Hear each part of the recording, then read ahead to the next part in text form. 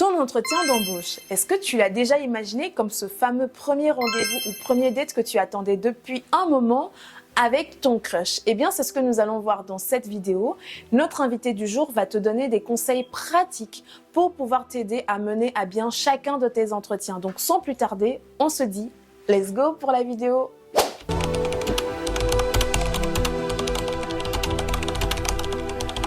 C'est comme dans un vrai date, c'est ignorer les red flags. Parce que là, plus il y a un match qui ne se fait pas, mais parfois toi-même tu vas te mentir, dire non, ça va, avec le temps, je vais peut-être supporter. Qui est parti, qu'elle était licenciée ou pas, et comment il parle de son équipe. S'il dit non, de toute façon, elle était hyper incompétente, elle était hyper nulle, et commence vraiment à critiquer.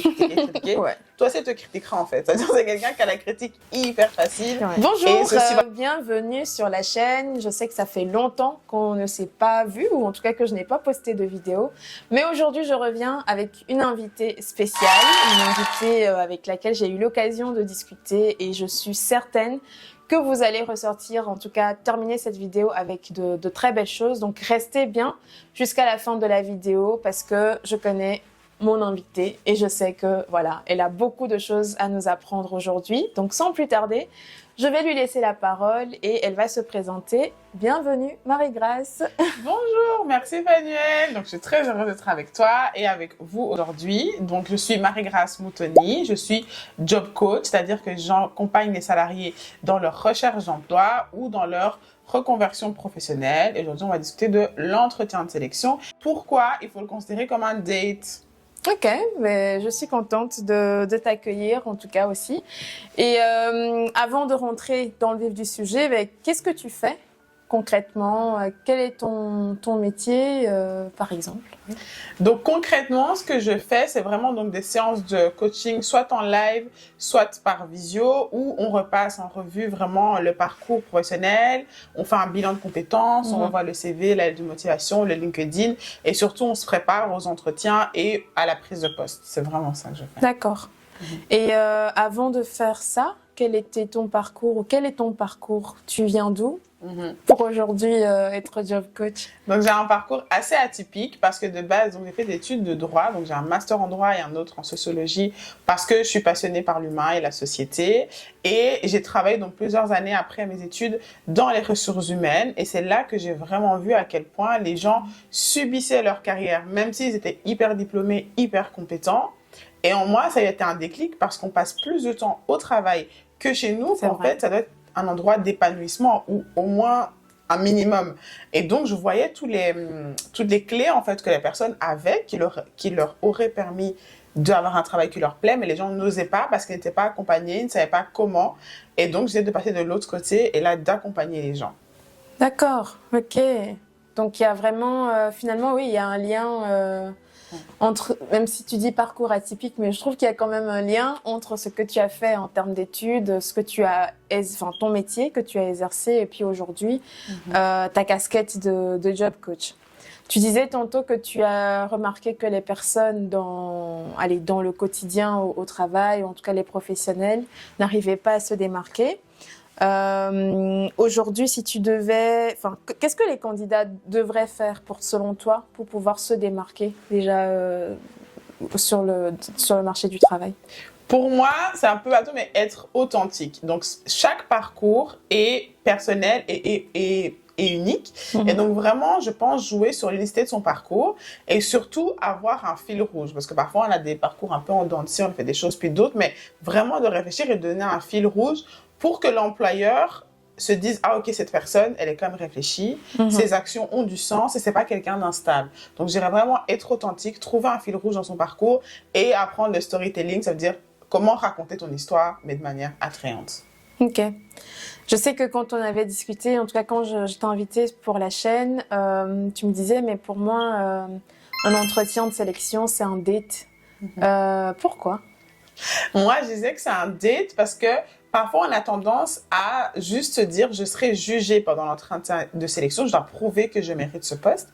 Alors qu'un date, c'est deux personnes qui se rencontrent et qui vont évaluer l'une et l'autre si justement c'est un match. Si entre eux, ça fonctionne. Et donc, pour moi, un entretien, c'est aussi un moment où soi-même, en tant que chercheur d'emploi, on doit évaluer si la culture d'entreprise nous correspond, si les attentes du job nous paraissent réalistes, si la manière dont le manager est, c'est quelque chose qui va nous correspondre. Donc, c'est vraiment, ça va dans les deux sens. On ne doit pas seulement subir, mais nous aussi, on doit poser des questions pour qu'on décide de choisir un job dans lequel on a de la chance de se plaire. Quelles sont les erreurs de préparation que tu observes chez les candidats, finalement, que tu accompagnes en job coaching? Donc, la première erreur que je vois souvent, c'est le manque de connaissance de soi-même, de ne pas savoir dans quel cadre on se plaît, comment est-ce qu'on fonctionne le mieux. La deuxième, c'est le manque de connaissance de l'entreprise, donc de ne pas avoir fait des recherches sur l'entreprise, de ne pas avoir lu ses rapports, ses bilans, ou même de ne pas avoir contacté parfois des anciens employés. C'est très utile parce que LinkedIn est une plateforme ouverte. En général, les gens répondent en fait quand on voit un petit mail. Donc ça, c'est vraiment les trois grandes erreurs. Ce manque de connaissance de soi, de l'entreprise et on va dire du cadre de travail en parlant à d'anciens employés par exemple. Ok, d'accord. C'est vrai que quand tu dis ça, ça me fait penser, parce que je pense que quand j'avais commencé à bosser dans l'entreprise où je travaille maintenant, avant les entretiens, je suis partie sur LinkedIn. Et moi, je voulais vraiment être rassurée aussi par rapport au taux de turnover dans l'entreprise. Et c'est vrai que j'avais tapé l'entreprise et j'ai vu toutes les personnes qui travaillaient là et j'ai vu il y en avait qui étaient là depuis 8 ans, 10 ans, c'est un très 15 bon ans. signal, hein. Et j'avoue que ça m'avait quand même bien rassurée. Ok, mais ok, supposons que comme tu dis, je me connais, j'ai fait ce travail de recherche, etc. sur LinkedIn ou autre, j'ai posé des questions et que je vais en entretien. Mais qu'est-ce qui, selon toi, durant l'entretien, pourrait m'empêcher ou en tout cas de revenir finalement bredouille à la maison, hein, parce qu'un date, tu vas un date, tu espères rentrer en tout cas avec quelque chose. Ouais. Donc, qu'est-ce qui pourrait faire que, ok, je me prépare, je fais tout, comme tu dis, la préparation est top, mais qu'est-ce qui pourrait faire que, voilà, parfois en entretien, on passe à côté et qu'on rentre finalement bredouille? Donc, pour moi, la première des choses, c'est de ne pas avoir été préparé en entretien, donc d'avoir été comme ça, sans question, sans rien. Alors que quand on te demande, est-ce que vous avez des questions? C'est le moment où il faut poser des questions. La deuxième, je dirais, c'est comme dans un vrai date, c'est ignorer les red flags. Parce que la plupart des gens sont très honnêtes dans leur manière d'être. Les managers vont te dire qui ils sont, mais c'est de toi avoir mis des œillères. Si par exemple le manager te dit, moi, le télétravail, j'aime pas beaucoup parce que je préfère comme que mes employés soient là physiquement, que je les vois et que je puisse suivre leur travail. Bah, tu vois que c'est un manager assez contrôlant, qui a besoin de te voir et de te contrôler. Et si toi, tu sais que tu es une personne qui aime bien le télétravail alors qu'on a besoin parce que tu habites loin, il y a un match qui ne se fait pas. Mais parfois, toi-même, tu vas te mentir et dire non, ça va, avec le temps, je vais peut-être supporter. Non. Tu vas pas supporter. Tu vas pas supporter sur le long terme, en fait, soyons vrais. Ok. Et t'as d'autres exemples comme ça que tu peux encore nous donner? Oui, par exemple, comme tu as dit, le taux de turnover, c'est aussi intéressant de demander au manager pourquoi est-ce que le poste est vide. Comme ça, tu sais pourquoi la personne est partie, ça a été licencié, c'est un départ volontaire. Ça aussi t'apprendre sur la personne, combien de temps elle est restée, demander la personne la plus ancienne de l'équipe est là depuis combien de temps. Ça donne aussi un bon feeling sur l'équipe. Et aussi, entendre comment est-ce que le manager parle de la personne qui est partie, qu'elle était licenciée ou pas, et comment il parle de son équipe. S'il dit non, de toute façon, elle était hyper incompétente, elle était hyper nulle, et commence vraiment à critiquer. Ouais. Toi, c'est te critiquera en fait. C'est-à-dire c'est quelqu'un qui a la critique hyper facile. Ouais. Et ceci, voilà, est-ce que ça correspond à tes valeurs ou pas? C'est aussi toi, tu dois avoir ça. Et quelque chose qui est toujours intéressant, c'est que je trouve chouette comme question, donc je te demande, c'est quand l'employé, depuis combien de temps il est l'employé le plus ancien dans l'équipe? Imagine, tu dis depuis 9 ans. Et je dis, mais alors, si je devais aujourd'hui poser la question à cet employé, comment est-ce que vous décrirez vous comme manager?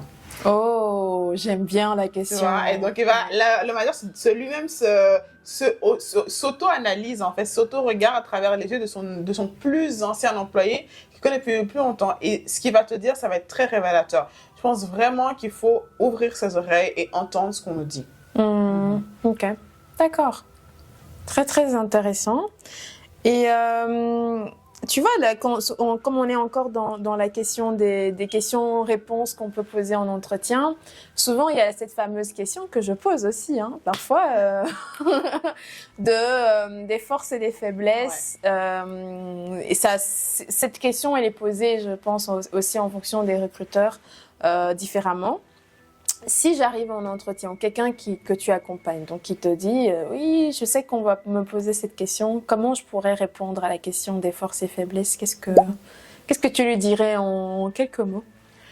Premièrement, sois quand même honnête sur tes forces et tes faiblesses et ne donne pas de faux défauts. Je suis perfectionniste si tu ne l'es pas, parce que perfectionniste c'est un faux défaut et on sait très bien qu'en tant qu'employeur, tu aimes bien quelqu'un qui aime bien que tout soit parfait. Donc pas ça, mais vraiment au niveau de tes qualités, tu dis des qualités qui ont vraiment été reconnues par tes anciens employeurs ou par tes collègues. Voilà, des choses qu'on t'a dit vraiment de positives et que tu peux redire. Et par rapport à tes défauts, tu donnes des vrais défauts. Donc, par exemple, moi, je dis typiquement, c'est vrai qu'en début, j'ai l'air un peu froide et pas très sociable et un peu de mon côté, mais c'est parce que je prends le temps d'observer l'équipe pour pouvoir m'intégrer plus tard. Ça peut être comme un défaut. Donc, tu donnes des défauts qui sont vrais, mais en même temps qui ne sont pas un danger pour le poste ni pour l'entreprise. Et tu montres que tu en as pris conscience et que tu travailles dessus. D'accord. Ok. Ouais. Ok. Et d'accord, je vois ce que tu veux dire. Donc, on donne des exemples de défauts. Ouais. On étaye aussi, donc on explique le défaut, tout en s'assurant que ce ne soit pas un frein pour le poste en question. C'est ça. Donc, si vous êtes en train de préparer votre entretien en ce moment, prenez note de tout ce que Marie-Grace nous dit, parce que je pense que ça va réellement vous aider aussi vraiment à préparer votre entretien, quoi, et à prendre le temps aussi, comme elle dit, parfois le manque de préparation, c'est quelque chose qui se montre, qui s'observe en fait en entretien. Donc vraiment essayer de trouver le défaut pour ne pas être surpris finalement par cette question, hein, si on vous la pose en entretien. C'est une question qui revient dans 9 entretiens sur 10. Donc, il y a vraiment des questions qu'on peut préparer à l'avance et dont on sait qu'elles vont tomber, quoi. Et donc... Tu trouves utile, ça, cette question? En tant qu'employeur? Ouais. Oui, quand même. En tant que recruteur, job coach, etc. C'est quand même parce qu'en fait, les gens ont quand même tendance à être très honnêtes sur leurs défauts. Et souvent, les défauts de caractère vont te faire voir si lui et le manager peuvent matcher ou pas. Ok. Et tu penses pas que les gens peuvent te raconter... Si, bien sûr, comme toujours. Ça, c'est quelqu'un d'essayer de mentir. Bien sûr qu'il peut te mentir. Mais l'idée de l'entretien, c'est justement de passer assez de temps avec la personne et de pouvoir parfois poser la question, mais de 3 manières différentes. Ok. Et de voir si la personne répond la même réponse, en fait. Ok. D'accord. Mais ça va. Write it down. Écrivez ça quelque part. On ne sait jamais, ça peut vous aider. Ça va vous aider. Et quelles sont les questions que tu penses que le recruteur ne devrait pas poser? Est-ce qu'il y a des questions pour toi qui sont... Oui, qu'un recruteur n'a pas le droit? Voilà, c'est différent. Pas ne devrait pas, mais n'a pas le droit de poser, par exemple, en entretien. Donc, il y a des questions qui sont juste illégales qu'un employeur, un recruteur n'a pas le droit de vous poser. Donc, par exemple, tout ce qui concerne les croyances religieuses et philosophiques, ça n'a rien à faire dans un entretien. Si vous êtes une femme, sur votre maternité, votre désir de maternité, ça n'a rien à faire en entretien non plus. Sur votre orientation sexuelle, tout ça, c'est des critères discriminants. Ou même sur votre état de santé, savoir si vous avez eu un cancer il y a 5 ans, il y a 2 ans, ça n'a rien à faire en entretien. Ok. Et pourquoi? Parce qu'en fait, c'est illégal. La loi interdit aux employeurs de poser ce genre de questions parce qu'en posant ce genre de questions, ils vont justement discriminer certaines personnes sur base de choses qui en réalité n'ont rien à voir avec leurs compétences professionnelles. Ok, d'accord. Et tu penses pas que des fois, pour l'orientation sexuelle et la maternité, etc., je comprends, mais si par exemple, est-ce qu'on peut poser en tant que recruteur des questions par rapport à la santé de la personne? Et parce que je sais pas, peut-être que le recruteur se dit, mais en posant cette question, ça va me permettre de faire des aménagements. Tu sais, parfois on a des choses... Voilà. Non, pour moi, non. À part, ça dépend. À part, c'est un travail très physique. typiquement des ménageurs ou des choses comme ça. Là, on va demander est-ce que voilà, c'est un travail très physique, est-ce que vous êtes en bonne santé? Et même là, il faut passer chez le médecin du travail. Donc, pour moi, non. Parce que quand c'est un travail physique et qui, justement, aura un impact sur la santé de l'employé, une fois engagé, il devra passer, justement, chez le médecin du travail qui va valider le fait qu'il est apte pour cet emploi. Donc, en dehors de ça, c'est juste l'employeur qui essaie de se protéger et de se dire j'ai pas envie qu'il soit malade, c'est-à-dire qu'il sera en congé maladie et que je devrais le payer pendant 1 mois pour rien et qu'après, je peux pas engager quelqu'un d'autre parce qu'il sera malade et licencier quelqu'un qui est en maladie, c'est hyper compliqué. C'est juste l'employeur qui va faire ses calculs de coûts-dépenses, quoi. Ok, d'accord. Donc, ça peut, en fait, si j'entends bien, ça peut se justifier partiellement par rapport au type de métier que la personne va faire. Donc, si quelqu'un qui est déménageur et qui a des problèmes de dos, par exemple, voilà. Ça. Il est juste pas apte pour le travail ou des choses comme ça. Oui, ça, oui. Totalement. Ok. Et la visite médicale, elle se fait par le médecin du travail quand? Normalement, c'est avant la prise de poste, mais parfois, comme les agendas sont fort chargés, c'est en début justement d'emploi. Et donc, c'est un médecin qui sera désigné par l'employeur. On devra aller au cabinet, poser des questions, il ausculte et il va juste vous déclarer apte ou inapte pour le travail. Ok. Et supposons que je suis cette candidate devant ce recruteur qui me pose une question et moi, je me sens un peu déstabilisée par rapport à la question parce que je sais que normalement, le recruteur n'est pas censé me poser cette question, donc c'est une question illégale, par exemple, comme tu dis. Comment je me comporte? Comment je devrais me positionner? Quelle devrait être ma posture face à une question illégale? Je pense que sur le moment même, moi je vois 2 choses. Sur le moment même, par exemple, si un employeur vous demande « Ah, est-ce que vous désirez avoir des enfants? Vous désirez devenir maman ?» On peut simplement dire non, parce que c'est notre vie privée, c'est notre vie familiale, ça ne nous regarde pas, peu importe notre réalité. Sur le moment même, genre juste dire non, parce qu'on sait la réponse qu'ils vont entendre. Et après coup, c'est se poser la question aussi de est-ce que j'ai envie de travailler dans une entreprise qui ne veut pas de maman parce que pour eux, leur job est incompatible avec une vie de famille.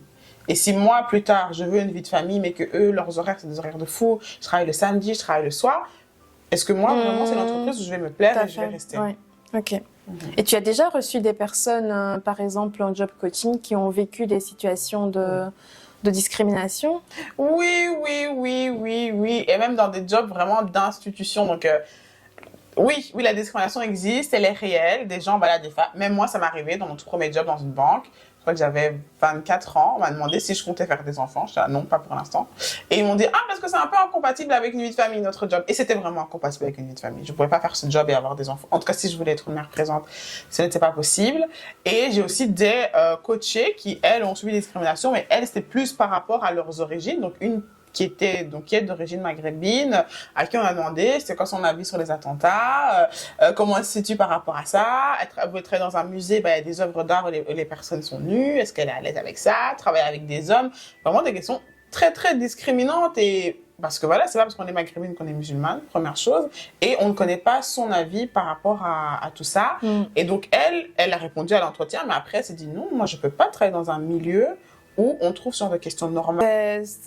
J'ai bien aimé parce que pour moi c'était important aussi parce que finalement tu disais que c'était ton parcours est atypique, mais je trouve que on peut pas parler justement de ressources humaines sans évoquer les notions juridiques parce qu'il y a beaucoup que ce soit le contrat de travail, les droits auxquels on a, les droits qu'on a. Grâce au contrat de travail, les devoirs et tout ça est régi aussi par un cadre légal. Donc, je suis contente aussi qu'on ait pu aborder en fait cette partie un peu juridique de la question des recrutements, des sélections, etc.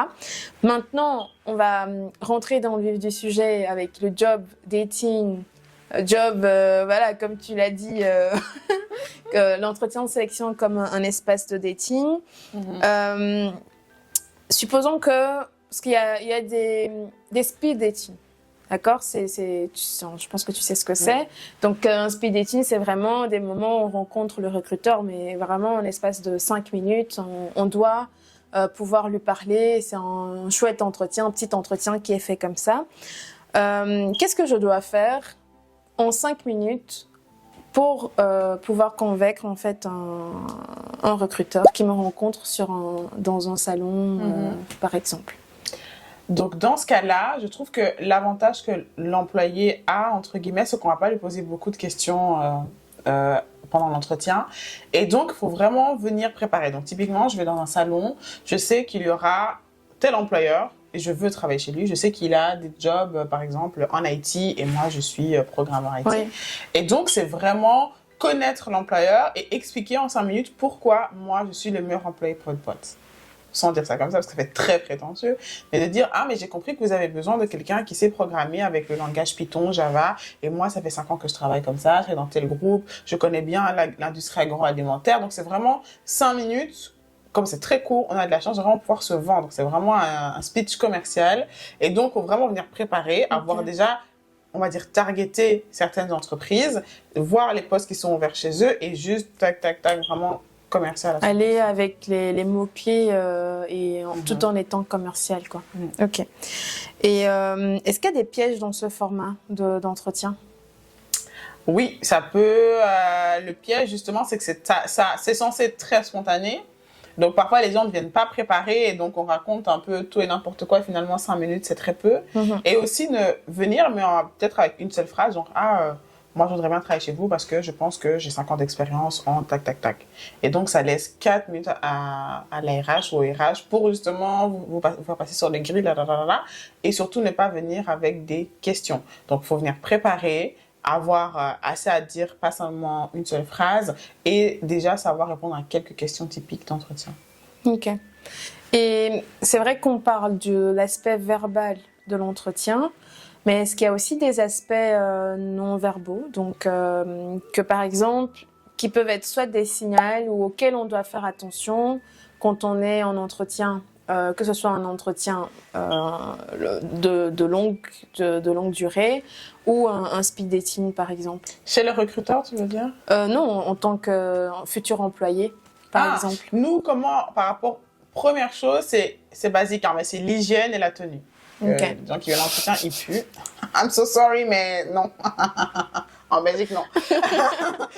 C'est pas qu'en Belgique, je pense que c'est partout, oui. Je veux dire, voilà, ça, partout, en fait, non. Donc, et que même aussi, quand on entretient par visio, parce qu'il y a de plus en plus de premiers entretiens par visio, en fait, soyez, je veux dire, prenez une tenue propre et clean, parce que quelqu'un qui a un t-shirt de pyjama, ça se voit que c'est un t-shirt de pyjama, même sur Teams. Oui, ça se voit. Donc, vraiment, mettez une vraie tenue d'entretien, au moins au-dessus. En bas, c'est pas grave. Et pour un entretien en présentiel, d'abord, comme je dis, première chose, c'est l'hygiène, la ponctualité. Quand tu es à l'heure, tu es en retard. Il faut être au moins là un quart d'heure à l'avance. Ça donne déjà un très, très bon exemple. Soyez ta tenue. Bon, après, il faut qu'elle soit alignée avec le job. Tu vas pas être déménageur et venir à un entretien avec un costume 3 pièces. Make it make sense. C'est la deuxième chose. Et je dirais la troisième, c'est le fait d'être sympathique et avenant. Simplement fait de sourire, de dire bonjour, merci, au revoir. Parce que l'entretien, ça reste toujours de l'humain. Il faut aussi que l'employeur, ton futur manager, se dise, mais j'ai envie de voir Fanuel tous les lundis. Je trouve que ça va être chouette à une personne solaire, qui est souriante, qui est agréable en fait. C'est comme un vrai date en fait. Tu vois? Juste être sympa, souriant, avenant. Ça, c'est des choses auxquelles il faut faire attention dans le non-verbal. Et si on est quelqu'un de très stressé, le stress, ça se voit souvent dans les manies qu'on a avec nos mains. Soit on va commencer à faire des trucs ou nos cheveux. Ce qu'on peut faire, c'est une table, c'est mettre ses mains en dessous de la table. Comme ça, on ne voit plus ce qu'on est en train de faire avec nos mains, on ne voit plus si on est stressé. Et nous, en dessous, si tu veux, tu peux te tenir les mains et tout ça. Ok, d'accord. Et de l'autre côté, si je dois observer le recruteur qui est en face de moi, pour m'assurer que, je sais pas, peut-être il se dit, mais c'est qui cette femme, etc. Mais il va pas nécessairement le dire comme ça, mais est-ce qu'il y a des signaux aussi non-verbaux qu'on peut observer chez le recruteur pour peut-être ajuster s'il faut, par exemple, son discours ou autre. Oui, très vrai. Ça, il y a aussi des signaux non-verbaux chez l'autre, mais toujours à prendre avec précaution. Donc, par exemple, parfois on donne une réponse, mais elle est trop courte et tu vois que le recruteur attend encore que tu développes. Et vraiment, il y a un moment de blanc. Et là, il faut développer, en fait. Il ne faut pas laisser le moment de blanc. Parce que s'il ne parle pas, c'est qu'il attendait que tu dises autre chose. Ou parfois, le recruteur va te relancer sur la bonne piste. Ah, donc vous avez travaillé déjà 5 ans là-bas, donc vous connaissez le domaine de l'aménagement à l'intérieur. il faut saisir ce bâton. Donc, vraiment faire attention à la communication en général quand le recruteur laisse des blancs, le laisser aller jusqu'au bout de sa pensée et surtout, rebondir. Je dirais vraiment, vraiment rebondir, mais ne pas trop se fier non plus au non-verbal de quelqu'un qu'on ne connaît pas, parce que certaines personnes sont juste très, très expressives et c'est pas forcément négatif, c'est pas forcément positif. Donc, faut vraiment prendre ça avec des pincettes, je dirais. Oui, ok. Ça va. Quel conseil tu donnes systématiquement à tes coachés juste avant l'entretien? Juste un. Moi, je dirais vraiment le conseil, c'est sois avenant ou avenante. Et tu peux développer un peu du coup. Oui, c'est vraiment ce que j'ai dit, les choses de base, donc dire bonjour, merci, sourire, que tu es vraiment content d'être en entretien avec eux, et avenant dans le sens où vraiment les gens sont là pour t'écouter. Ouais. Parfois, on a tendance à donner des réponses très courtes parce qu'on a peur de prendre trop de temps. Non, vraiment développe ton idée jusqu'au bout. Et si il faut raccourcir, le recruteur t'arrêtera. Mais vraiment développe jusqu'au bout parce que le recruteur va rarement venir te tirer les verres du nez. Vraiment, dis tout ce que tu as à dire en fait. Ok. Et si tu devrais donner une sorte d'astuce ultime qui change tout entretien, ce serait quoi? Pour moi, ce qui te démarque, ce qui va te démarquer des autres candidats, souvent, c'est le mail de remerciement. Très peu de candidats et de candidates pensent à adresser un mail au recruteur et parfois au manager, ça son adresse mail, pour les remercier pour l'entretien, pour dire que tu as compris les 3 points clés du poste et que tu es toujours disponible pour continuer, s'ils ont besoin de plus d'informations. Ça te démarque de 90% des autres candidats. Donc, après l'entretien, tu conseillerais vraiment d'adresser un mail de remerciement? Oui, si le job vous a plu, que vous avez envie d'être engagé, que de votre côté, ça a été positif. En fait, le mail de remerciement, je le vois comme après un date, envoyer un message pour dire « J'ai vraiment passé une super soirée avec toi, merci pour ce moment ». Tu vois, c'est vraiment le même principe. C'est chouette. En fait, quand tu fais la comparaison comme ça, oui, ça va de soi, quoi. C'est vrai qu'on sacralise beaucoup les entretiens de sélection de manière générale. On se dit, je vais en entretien, mais en fait, si on le prend effectivement comme un date, on va à un date préparé, on va à un date propre, on va à un date souriant, on met toutes les chances de son côté pour que la personne en face puisse être réceptive. Quand on rentre, effectivement, comme tu dis, on envoie un mail de remerciement pour peut-être encore ajouter 2-3 choses auxquelles on n'a pas pensé. Exactement. Donc oui, comme ça, vu comme ça, effectivement, ça fait sens. Et donc j'espère que, même si vous ne faites pas de date dans la vraie vie, que vous allez pouvoir en tout cas piocher ces conseils que Marie-Grâce nous donne pour pouvoir un peu améliorer aussi la manière dont vous vous présentez en entretien de manière générale. J'ai encore une question, parce qu'il y a aussi la question de la confiance en soi, qui fait que parfois des personnes loupent des entretiens, ou en tout cas passent à côté de leur poste de rêve, etc. Est-ce que déjà tu as eu à rencontrer des personnes en entretien qui ont des problèmes de confiance en soi? Et si par exemple quelqu'un nous regarde actuellement et qu'il est dans ce cas de figure, qu'est-ce que tu pourrais lui donner comme conseil? Qu'est-ce que tu pourrais lui dire pour qu'elle puisse ou il puisse travailler sur sa confiance en elle ou en lui? Il y a beaucoup de gens, surtout des femmes, qui n'ont pas confiance en elles, malgré leur parcours. Et c'est quelque chose qui se travaille. Première astuce, faites-vous coacher, par moi de préférence. Non, plus sérieusement, la confiance en soi vient dans le fait de connaître ses qualités, de connaître les clés et les forces de son parcours et de se rendre compte, en fait, de tout ce qu'on a accompli. Donc vraiment, c'est pour ça... D'où l'intérêt vraiment de faire un CV avec des résultats, donc des réalisations chiffrées. Avoir des chiffres dans son CV, c'est super bien. Ça te permet de te rendre compte de qu'est-ce que tu as vraiment fait pendant ces 5 ans, pendant ces 10 ans. Et en ayant conscience de toi, de tes capacités, de tes valeurs, ça t'aide à monter ton niveau de confiance en toi. Ok, d'accord.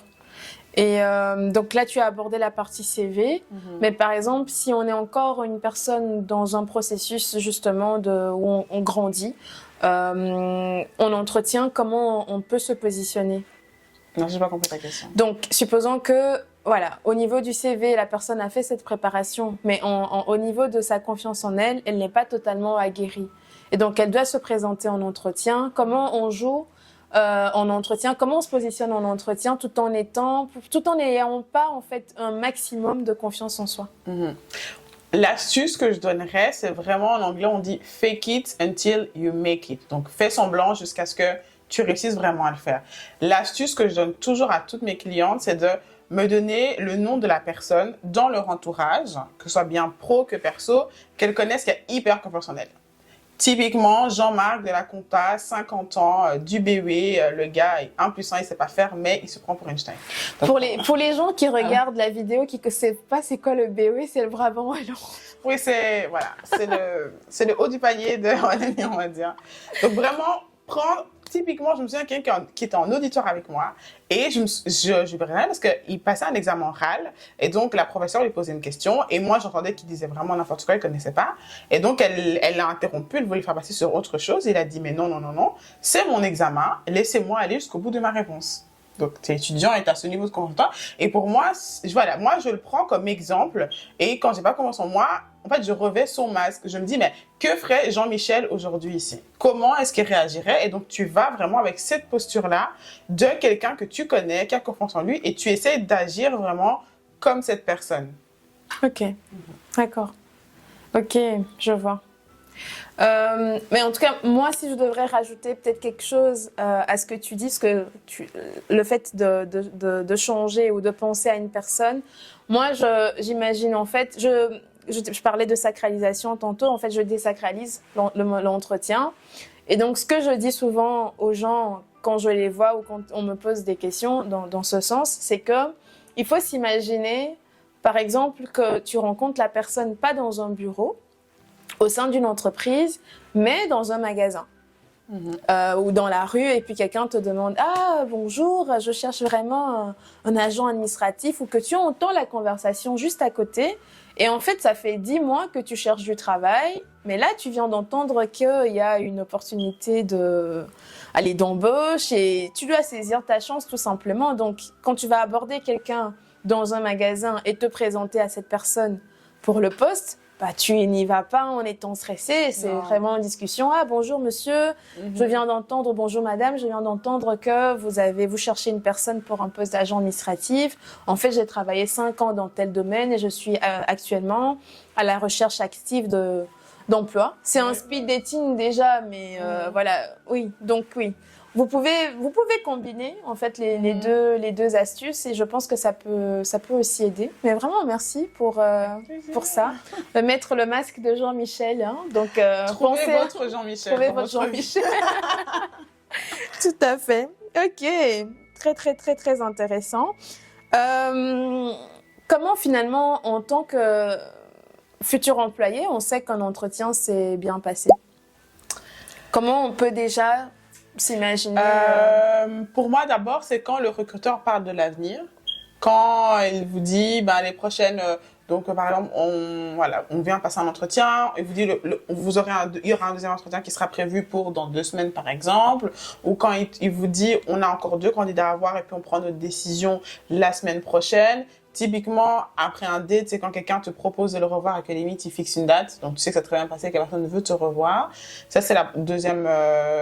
c'est ça, c'est les indices. C'est est-ce que l'autre parle d'avenir, en fait? Est-ce que l'autre parle d'avenir avec moi et m'indique la suite du recrutement? Et parfois, certains sont juste très directs, disent, on a vraiment beaucoup aimé votre entretien. On doit encore voir 2 candidats, mais on vous reviendra. Okay. J'avais préparé en fait toute une série de questions, dont le fait que, par exemple, après un entretien de sélection, qu'est-ce qu'on fait, qu'est-ce qu'on peut faire et tout. Et donc, tu l'as abordé un peu plus tôt en parlant du fait que pour faire bonne impression, il y a aussi le fait d'envoyer un mail de remerciement. Mais est-ce que, à part le mail de remerciement, il y a par exemple autre chose que la personne pourrait faire d'autre? Pour donner une bonne impression? Ouais. Non, à part, voilà, sans moi-même remercier pour l'entretien. et envoyer son mail de remerciement. Non, Ok. Et maintenant, supposons que je fais tout ça. Je me suis préparée. Je vais en entretien. Je pense qu'il y a un bon feeling entre le recruteur et moi. Je suis ton conseil. J'envoie effectivement après mon entretien. Déjà, il faut un délai entre l'entretien et le mail de remerciement ou pas? Moi, je dirais entre 24 et 48 heures. Ok. Donc, supposons que je fais ça dans les 24 ou 48 heures et une semaine passe, 2 semaines passent, 3 semaines passent, 4 semaines passent. À un moment donné, j'ai pas de réponse. Non. Déjà, on peut pas laisser passer 4 semaines avant d'avoir une... Déjà, quand tu m'as dit 1 semaine, 2 semaines, et puis je vois que tu continues, j'étais Déjà, on ne laisse pas passer autant de temps avant d'avoir une réponse. Soit le recruteur vous a donné une date. Il vous a dit, je reviendrai dans 2 semaines. Et donc, dans 2 semaines, on attend une réponse. Si vous n'en avez pas, vous relancez. On renvoie un mail ou on appelle si on a le numéro pour savoir où ça en est. Mais maximum, si on n'a pas de délai qui n'a été fixé, au bout de 1 à 2 semaines max, on relance pour savoir où sont les dans le process, si le recruteur a de nouvelles. Parce que quand on nous laisse patienter aussi longtemps, souvent c'est qu'on n'a pas été retenu en fait. Et parfois les recruteurs ne font pas le travail de contacter toutes les personnes qui n'ont pas été retenues. Ok, ça va. Donc il faut pas attendre aussi longtemps pour pouvoir jamais plus de 2 semaines sans relancer. D'accord, ok. Et est-ce que tu as autre chose à partager avec nous, par exemple? Que je n'ai peut-être pas pensé à poser comme question tout au long de notre interview. Non, vraiment, tu as bien résumé. Moi, je dirais vraiment take it easy dans le sens où l'employeur a aussi besoin de vous. Pour que son entreprise fonctionne, il a besoin d'employés. Et donc, vous n'êtes pas passif, vous n'êtes pas forcément subir. C'est vraiment comme un date. Vous le choisissez, il vous choisit et là, ça fait un match. Donc, vraiment, reprendre du pouvoir sur sa manière de passer ses entretiens et ne pas en faire une montagne plus que ça n'est, quoi. Ok. Un autre mot de fin, par exemple, à dire aux gens qui te regardent ou qui nous regardent. Bonne question. Qu'est-ce que je pourrais dire comme mot de fin? Je dirais, franchement, votre carrière vous appartient. Vous avez le droit d'être épanoui dans votre travail. Vous n'avez pas à le subir et donc il faut prendre les choses en main et reprendre du pouvoir sur sa carrière. Voilà. C'était tellement, voilà, pile poil dans le mille. Et merci vraiment Marie-Grâce d'être venue sur la chaîne. Moi, j'ai appris énormément de choses aussi en tout cas de ta part, de cette interview. Et voilà, je pense vraiment que tout ce qu'elle nous a dit ici, vous pouvez vraiment l'écrire. Prenez soin vraiment d'écrire en fait les conseils qui sont donnés. Et maintenant, appropriez-vous ces conseils. Demandez-vous comment moi je peux appliquer ces conseils dans ma propre vie pour pouvoir mieux gérer mes entretiens, mieux aller de l'avant. Et voilà, ce serait vraiment bénéfique pour vous. Je suis très contente de vous retrouver dans une prochaine vidéo. Mais en attendant, je vous invite je vais mettre les infos de Marie-Grâce en commentaire, en barre d'infos, pardon. Donc, n'hésitez pas à la suivre, peut-être aussi prendre un coaching chez elle.